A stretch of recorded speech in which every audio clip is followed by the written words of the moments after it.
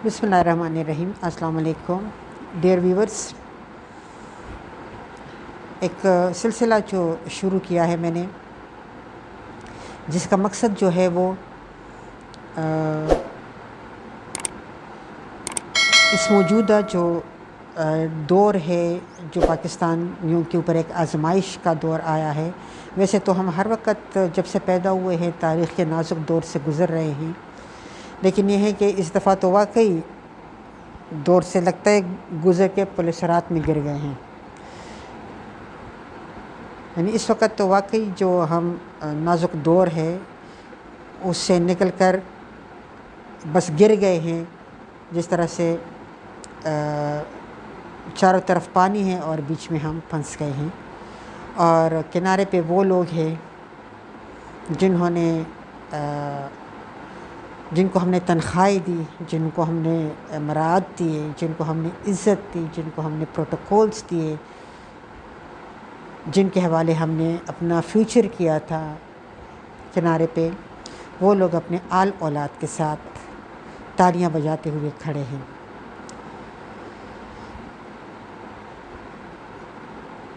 तो हमने क्या करना है अब? अपनी मदद आपके तहत, बिकॉज़ गवर्नमेंट तो हमें जवाब दे चुकी है कि कोई रिलीफ हम नहीं दे सकते। मतलब मेरे पीछे जो एसी आपको नज़र आ रहा होगा, स्प्लिट, इसको चलाने के लिए अब मेरे पास पैसे नहीं हैं। ये ऐसे ही एक बॉक्स है जो कि डेकोरेशन के लिए दीवार के साथ लगा हुआ है।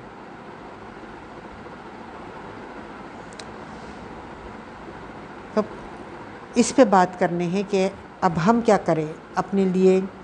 बाकी चीज़ों को तो छोड़े, लेकिन अब हम रोटी, कपड़ा और बिजली का बिल, इनके लिए अब हम क्या करें? सोएंगे तो चले फुटपाथ के ऊपर, लेकिन यह है कि तन ढांपने के लिए तो कपड़ा चाहिए, ज़िंदा रहने के लिए, बिकॉज़ ख़ुदकशी भी हराम है। ज़िंदा रहने के लिए रोटी चाहिए, और बिजली का बिल तो बिजली को इस्तेमाल करे या ना करे, हज़ारों का बिल तो भरना पड़ेगा। तो उसके लिए अब क्या करें? तो अपनी मदद आपके तहत कुछ अपनी लाइफ को हम चेंज करेंगे, बिकॉज़ ज़िम्मेदार भी तो किसी हद तक हम ही हैं ना। हमने बहुत ज़्यादा प्रोटोकॉल दिया, हमने बड़ी जो है वो बात मानी, जिंदाबाद मुर्दाबाद के नारे लगाए। तो अब सारे जो है वो मज़े कर रहे हैं। कोई NRO ले रहा है, कोई NRO लेने की तैयारी कर रहा है, और हम लोग इधर रह जाएंगे। तो बुनियादी पहली चीज़ जो हम लोगों ने करनी है, ख़ुद से, किसी के ऊपर नहीं, ख़ुद से, वो है पॉपुलेशन कंट्रोल करना। फॉर गॉड सेक अपनी पॉपुलेशन को कंट्रोल करें, उसको अपनी रिसोर्सेज के मुताबिक लाएं। और मौजूदा रिसोर्सेज हम लोग अच्छी तरह से जानते हैं। तो इसीलिए ये एक बुनियादी चीज़ है कि हमें अपने पॉपुलेशन को कंट्रोल करना है, और इसको अपने आमदनी के मुताबिक जितना हम कमा सकते हैं उतना जो है वो हमने करना है। दूसरी बात, वो स्पेशली जो जॉब करने वाली ख़वातीन है, हमने तो बड़ा रंगीन टाइम गुजारा, रंग बिरंगे कपड़े पहने, लेकिन अब उन लोगों के लिए मेरा ये मशवरा है कि ख़ुद से ही अपने लिए एक यूनिफॉर्म का तयन करें और उसको अपने ऊपर इम्पोज़ करें, ताकि ये जो रोज़ का ख़र्चा है ये बच जाए। बिकॉज़ आगे जाकर जो है वो हेल्थ के इश्यूज़ शुरू होते हैं, तो ज़ाहिर है हमारे पास डॉक्टर्स का भी कोई इलाज नहीं है कि हम डॉक्टर्स के साथ क्या करेंगे। उनकी बड़ी बड़ी फ़ीसें जो है वो किधर से पूरे करेंगे। तो ये सारी चीज़ें जो है ये एक प्रॉब्लम हमारे साथ है, हेल्थ का भी एक प्रॉब्लम हमारे साथ है। دوسرا یہ جو شادی بیاہ کے اوپر ہم اتنا زیادہ خرچ کرتے ہیں، بڑے بڑے لوگ کریں گے، ہمارے ہی ایکسپنس پہ کرتے ہیں، لیکن ہم جو ہے وہ اب ان چیزوں کے کیا کہتے ہیں، ان چیزوں کو برداشت نہیں کر سکتے، اس کا بوجھ نہیں اٹھا سکتے. تو اسی لیے شادی بیاہ میں ون ڈش کے اوپر جو ہے وہ پہلے زمانے میں ہم کرتے تھے، پلاؤ ہوتا تھا اور زردہ ہوتا تھا. جس نے اس سے آگے کھانا ہے وہ اپنے گھر میں کھائے. تو اسی لیے اس کا ہم تھوڑا سا امپلیمنٹیشن کریں اپنے اوپر. جو رنگ برنگے جوتے ہم خرید رہے ہیں اس کی جگہ پہ ہم جوگرز یا سنیکرز جو ہے وہ لے لیں. اور جو بچوں کا اسکول ہے جس پہ ہمارے آمدنی کا جو ہے وہ کافی حصہ جو ہے وہ ہماری آمدنی کا یا ہماری تنخواہوں کا یا ہمارے پیسے کا وہ بچوں کی ایجوکیشن کے اوپر خرچ ہوتا ہے. بڑی بڑی فیسیں، ایک آدھ بہت بڑا نام ہے اسکول چین کا، بچوں کو اے سی کی فیسلٹی دے یا نہ دیں، اور گرمیوں میں بھی وہ بچوں کی فیسیں جو ہے اس کے ساتھ وہ اے سی کا خرچہ جو ہے وہ ہم سے لیتے ہیں. کس کے پاس جائے اور کس کو کہے کہ ایک بچہ اگر فرض کرے 400 روپے مہینے کے دے رہا ہے اور اس کی چھٹیاں ہیں، ایسی چل نہیں، وہ اے سی کی فیسلٹی اویل نہیں کر رہا ہے، اور ایک بچے 400 روپے دے رہا ہے، اور اس طرح سے 1000 بچہ یا 500 بچہ جب اتنے پیسے دے گا اپنی فیس، اپنی 1000 فیس سے ہٹ کر، تو اس ادارے کے پاس کتنا زیادہ جمع ہوتا ہے.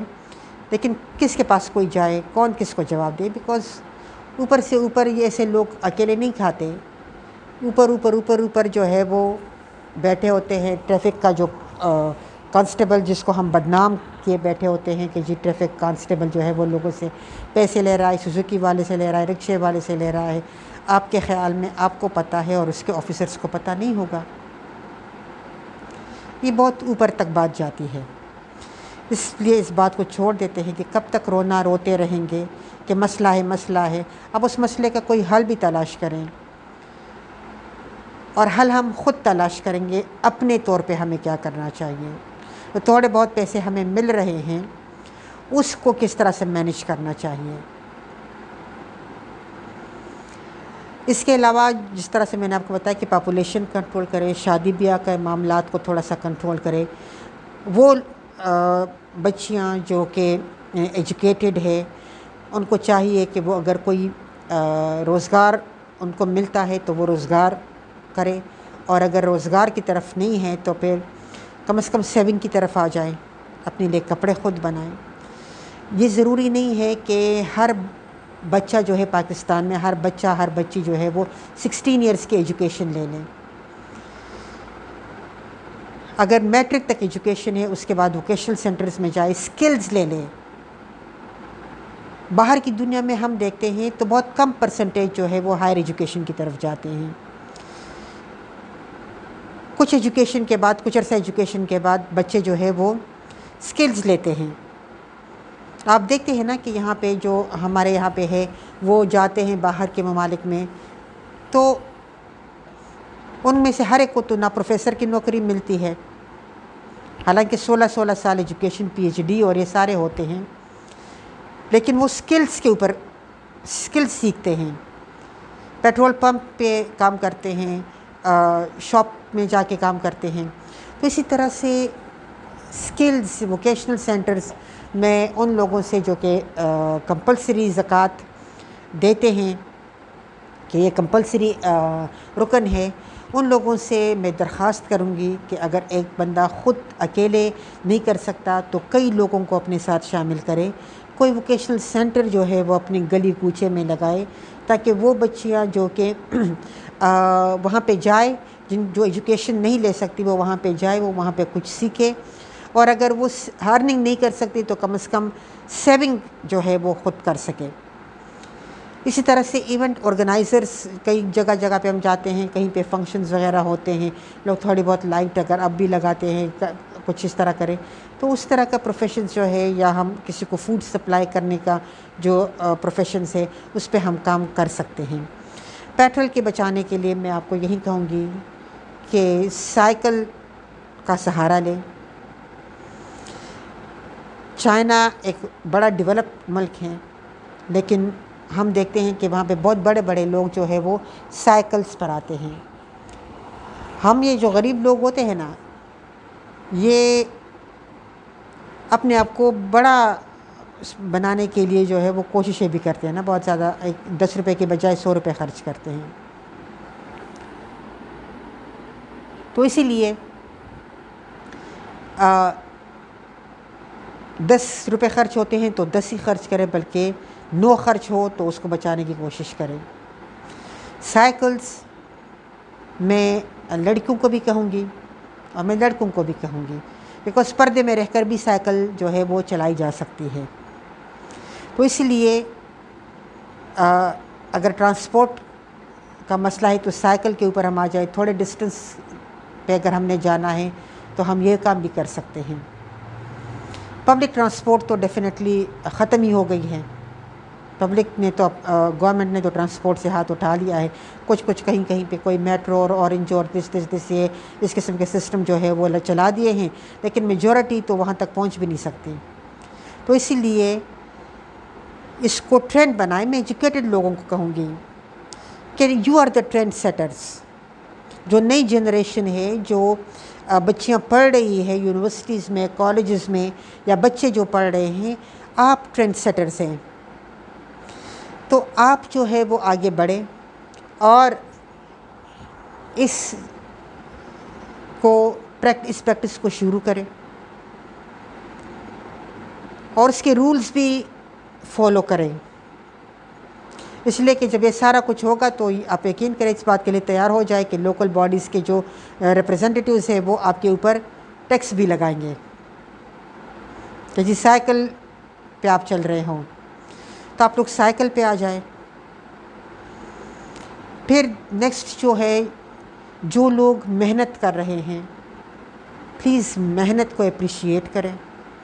جو خواتین محنت کر رہی ہے، چاہے وہ ہوٹلنگ، مطلب کہ ہوٹلز میں جا کے اگر ویٹریسز کی نوکری کرتی ہے، یا شاپس میں وہ سیلز گرلز کا کام جو ہے وہ کر رہی ہیں، یا کچھ اور اس طرح کی محنت کر کے وہ اپنا پیٹ جو ہے وہ پال رہے ہیں، تو اس طرح سے لڑکے بھی اگر یہ کام کر رہے ہیں تو فار گاڈ سیک ان کو انکریج کریں، ان کی عزت کریں،